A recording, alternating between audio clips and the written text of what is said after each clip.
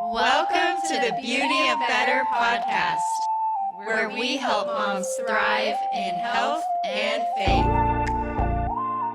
Hey, mamas, welcome back to the Beauty of Better podcast. We're excited that you're joining us today. A focus on our conversation today is going to be about technology, kind of how we steward that with our own children and ourselves. And we're all in kind of different places and different seasons. And I think our culture is changing and shifting. And so this is something that maybe we've had to change and shift our tactics, our strategies, from having little ones to older ones, and teaching them to steward it themselves. So I'll kind of start with sharing just kind of what technology use looks like in our home with our kids. And then the other ladies will kind of jump in and share that. And then we'll kind of share about some personal usage. So for our family, we have 4 kids. Ranging from like almost 13 to almost 7. And we've got 3 daughters and a son. We do like a hybrid homeschool thing. So, we're sometimes needing to use technology for school. Sometimes it's for recreation or communication with friends. So one of our family rules that we have with technology is that technology is only used in public spaces. So that was an advice that I got from just some parents who are a little bit further along the road than us and through our church. And they were just saying, hey, if you can keep tech in public spaces, that's going to help ease temptation. And so for us, like we have a 2-story home. And so for us, technology just stays downstairs. And so that way there's just transparency in what's being viewed and like how much or how little is being consumed. And even though we've toyed with revisions in our home, like we just don't have TVs in our rooms, and we don't have computers upstairs. And then typically we have a charging station downstairs for like iPads and phones. And then another thing that we've kind of talked about with our kids is just monitoring that usage a little bit.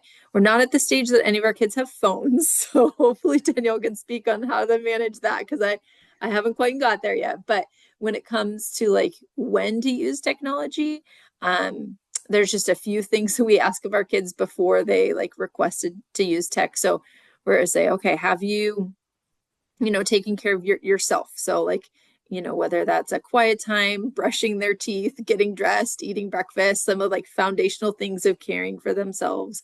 And then like, have they kind of cared for their mind and their body? So like, have they, practiced the piano or read, read for 20 to 30 minutes or gone outside? So kind of making sure they're caring for themselves and like first, rather than just waking up and tech is the first thing that they want to go to. So those are just some habits that we started when they were a little bit younger that like at this point we're okay maintaining. Sometimes it's not perfect, but those are kind of just some things that we kind of check with the kids. We're like, have you taken care of yourself? Have you then we can say, yeah, that's fine. And then when our kids do engage with technology, whether it's them on the computer playing like maybe an educational game or chatting through email with their friends, my older one does that, or even watching TV, typically we'll say, hey, this is kind of what we have going on today. So maybe you're going to watch one show, or maybe it's going to be 2 shows, or maybe it's 20 minutes. And then we'll kind of, before we initiate it, kind of put up what the expectations are for that time. And it limits, but doesn't eliminate meltdowns often when they kind of know what the expectations are up front. And sometimes we're more consistent with that. Sometimes we're a little more tired and we're like, okay, you know what? This has been a long day. We're going to get more time and we just need that. Or this work thing's taking longer and I need to plug away at emails. So yeah, put on a little bit more time. But that's just kind of some general family things for our family. I can jump in since I have the children with phones. Actually, so Please my do. oldest has a phone. We got him a phone when he went to middle school because he went from homeschool life to a middle school 7th and 8th grade of 1,200 kids. And it was like, I want to be able to reach you. And then if you need me to come pick you up for anything, like I want that communication. And then our middle son is in the same boat, like getting ready to go to middle school. So we just got him a phone. So it's a newer thing for him. So we don't, I felt like I didn't want to buy phones for the purpose of like, everybody has a phone, get a phone. Like kids have phones in like kindergarten now and it's crazy.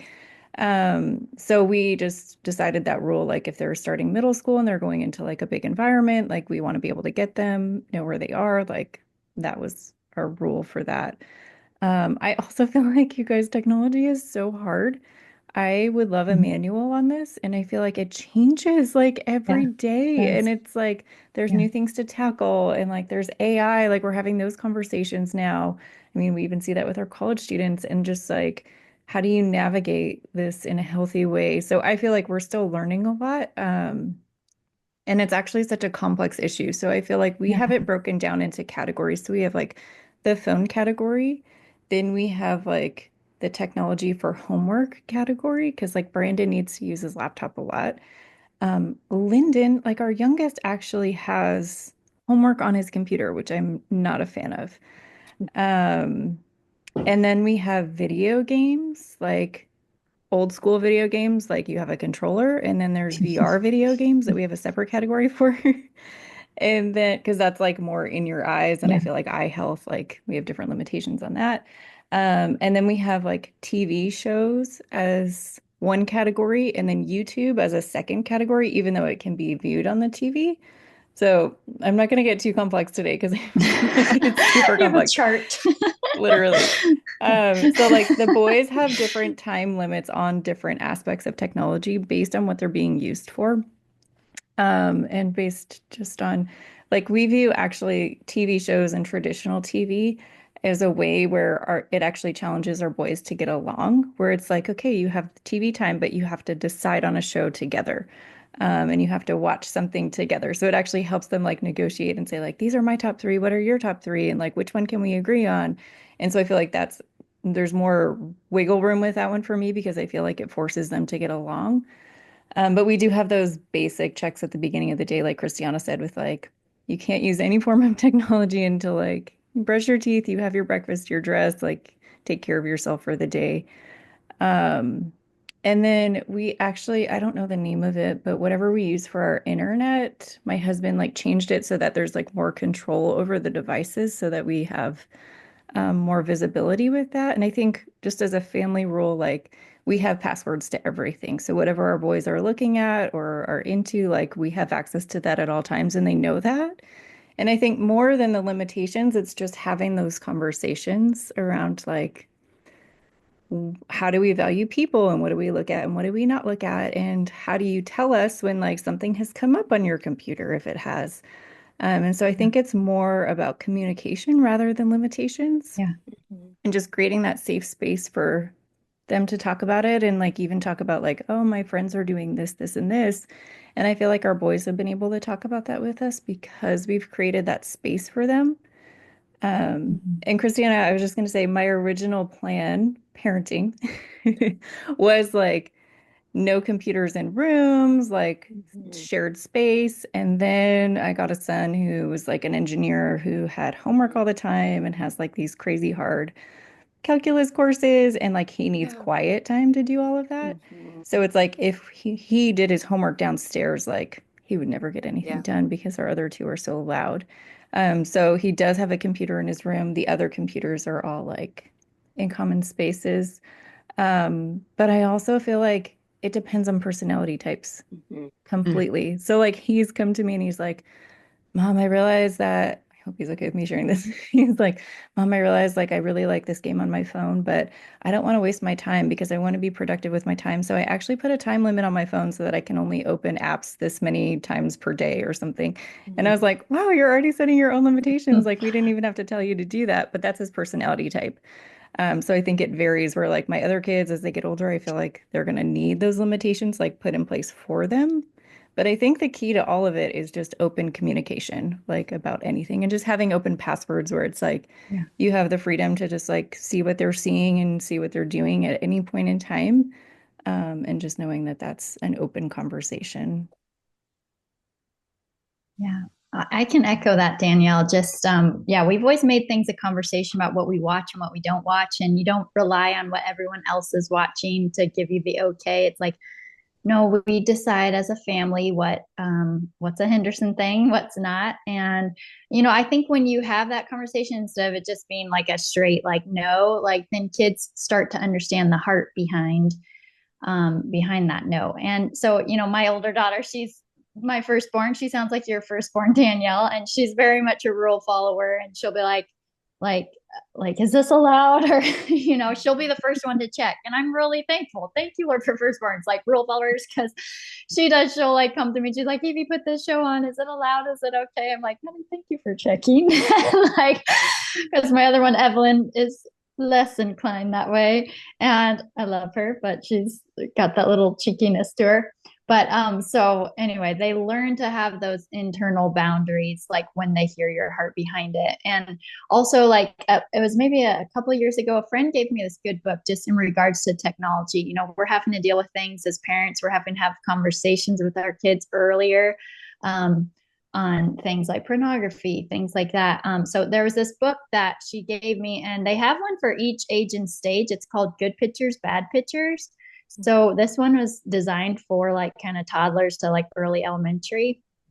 And it's just talking to them about like how, and it's a Christian book, but it's talking about like, there's things out there that like aren't good for our eyes to see. And, the book just walks through that and helps open up the conversation for you as a parent, just to say like, hey, there's things that can come up sometimes on technology that's not good for our eyes to see. And can we, recognize that? And it teaches you, like, if something comes up that feels wrong, like go tell a parent. It gives you this like step by step, like go tell your parent and tell them what you saw. And I don't know, I just thought that was helpful because it helped kind of open up that conversation. And we're probably gonna have to have a bigger conversation with our oldest daughter. She's going on 9, and they kind of say to have those bigger conversations around that age these days. So just helping them learn how to navigate technology in this age. But like one of you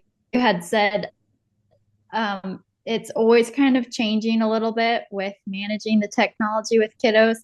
Where we're at right now, I started this token system. So, they always, like, when they come back from school, they get like a half an hour of shows to just kind of settle down and everybody just kind of calm down.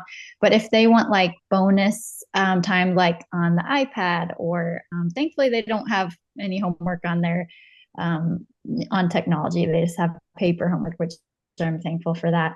But any extra time they want, so they save up these tokens for doing their chores. They actually pick, and I have like different numbers on the wooden tokens.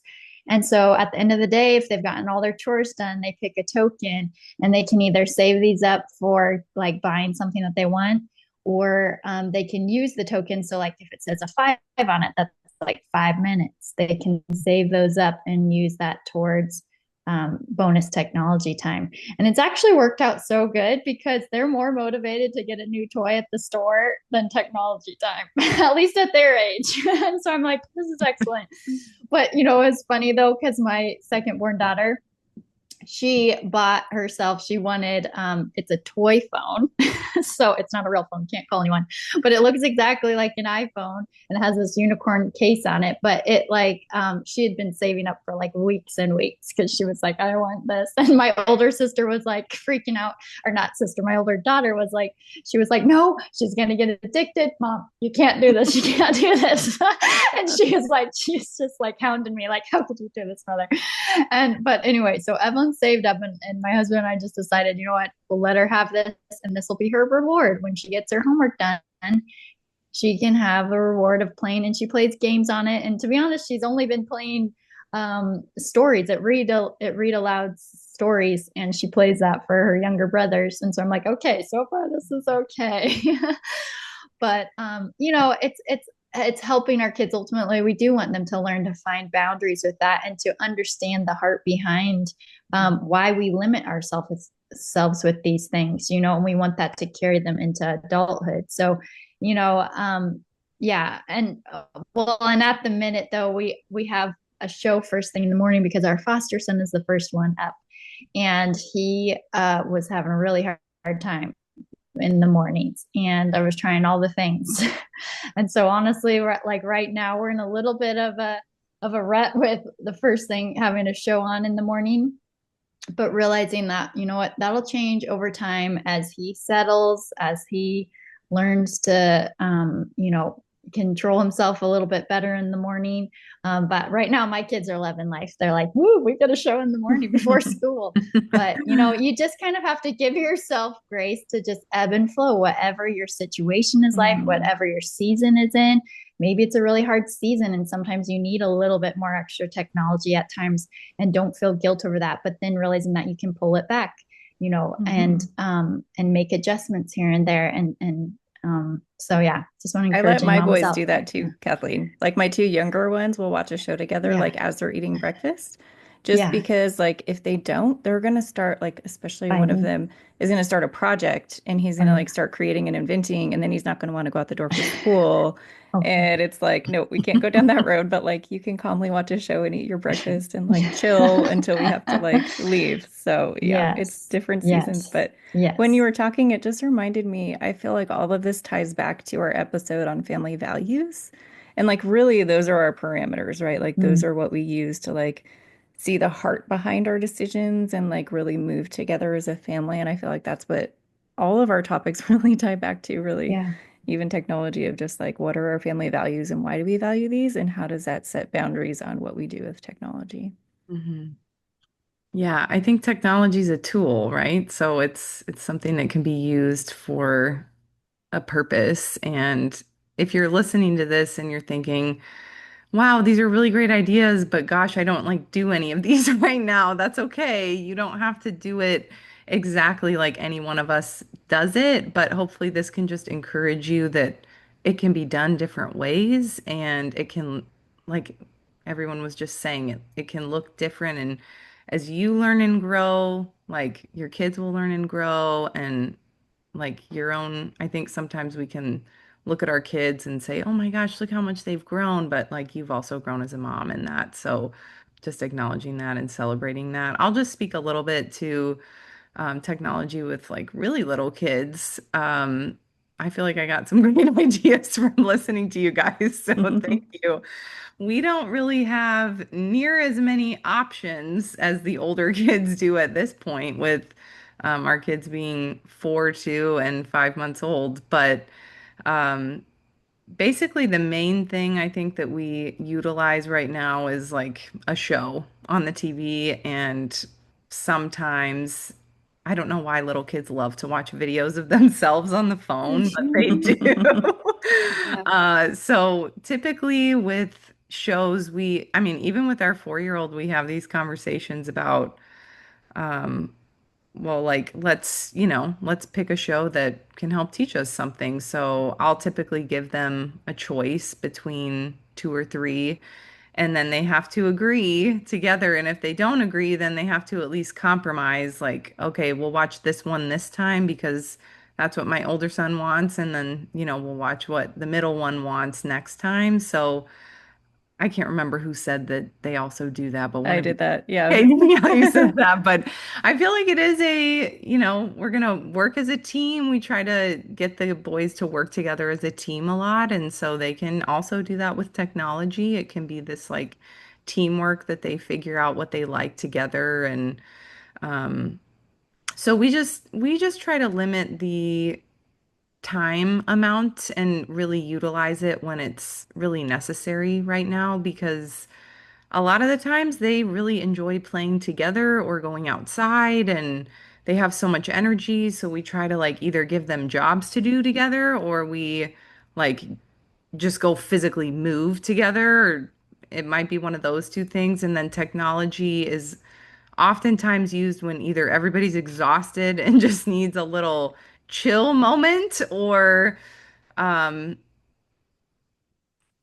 sometimes when I'm making dinner and I'm exhausted and I need a chill moment, and they're like at each other's throats, and I'm like, okay, we're gonna pick a show and you guys can watch that while mommy makes dinner. Sometimes they help me, but realistically, not every single night. And that sounds really nice, but sometimes I just need to cook by myself for 20 minutes, and like that's my reset button. So, I also think that you can ebb and flow with that and do what works based on how the day is going. Some days are just harder, but I have one of my sons who really can get quite addicted to stuff. So we just kind of have to be careful. And we also say the boundary up front, like we're going to watch one. When it's done, we're going to turn it off, and then we're going to do this. So it's like a clear expectation of what is going to happen. And my other son, my 5-month-old is not really watching much at all. So that's kind of like we're not sticking him in front of the TV at all. But my other two, like one of my sons is more, he just doesn't care as much about it. So he'll watch it for a little bit and then he'll just kind of start playing on his own. And that's just kind of the personality difference there. So I think just different limits based on the kids' personalities too, and just not being afraid to do what works for the unique individual differences of your child, and also modeling that too. So like technology, when I'm, around them, I'm trying not to be on my phone looking at stuff a lot, because if we're like going to a park and I'm on my phone, like what is that telling them? Like, oh, we went to a park to be outside together, but mommy's gonna sit here on her phone. Like that's not, for me, that's not the time that I want to be spending doing that sort of thing. So um, if I'm sitting in the car and we're doing a Target pickup order, like, yeah, maybe I'll like check my phone really quick. They're in the back seat. They can't really see me yet. Not that it's bad that they see me, but just being intentional with the time that, um, and just being careful how we model that too. So maybe I don't know if we have time today to get into that, but we might be doing a different episode on us and how, just how we model technology usage and just boundaries that we have for ourselves. But um, yeah, does anybody else have anything that they didn't say that they thought of when? I was just thinking of one thing, kind of what you were talking about modeling. Yeah, I can resonate with that piece too. I think one thing that we've done, or that my kids have noticed too, is that we have, and this was an idea that we got from parents who are a little bit older than us and further along, was the no phones or no tech at the table during dinner time. So like our dinner time is like our one time that all 6 of us, most nights, not every night, right, are there. And so it's like, okay, this is our tech-free time where we're going to connect with one another. So like that's spilled into like if we're out at, a place to eat, that it's just like, you know what, we want to be intentional, hear about each other's days, connect, talk, engage. To the point that my kids have even brought up like, well, why are they doing this? Or why is this person doing that? I'm like, well, family values, like Danielle was saying too. So, so that there is those spaces, because I think as our kids get older, and school and activities and friends, like we still want to have that like time of connection, of knowing, and like making sure that the family unit is connected, and if someone's having a hard day, how to support them. And so having that space has worked for our family, doing that, of kind of having like zones or times that we're tech free.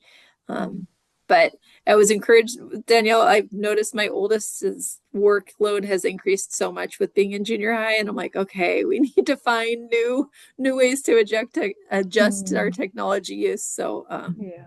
definitely Especially when they need encouraged. quiet time with it. But I was going to echo, like, we do the same thing with dinner where it's like no phones, no toys at dinner. Like, we're just Yeah. here together and we're present. We also do like no phones in your rooms, like when you're going to bed at night, and like they drop their phones on the desk in the loft, and no phones in the bathroom. So, like, there are rules like that too. But I do think we should have a whole other episode where we just talk about like our own technology limits, because I know that we've set boundaries for ourselves, and we are very concerned about what we're modeling to our kids. Not that we're perfect. I think we can talk through some of that too, but I think we should have a whole other episode on that and just like dive into that deeper. But Mamas, we just hope that you got some gold nuggets today, just as we processed technology limits. And, it really is something that we're all trying to figure out, that nobody has a formula or manual for. And it really is just, as technology is evolving, like, how do we go back to our family values? And if you haven't listened to that episode, go back and listen to it and see, like, how do you set your family values? And then how do you parent off of that, even with things like technology? We just hope that this was encouraging to you today. Thanks so much for listening to the Beauty of Better podcast. If you liked today's episode, don't forget to subscribe. Connect with our community and check out other resources on our website at beautyofbetter.com. We hope this podcast helped you take the next small step to find the beauty in becoming better.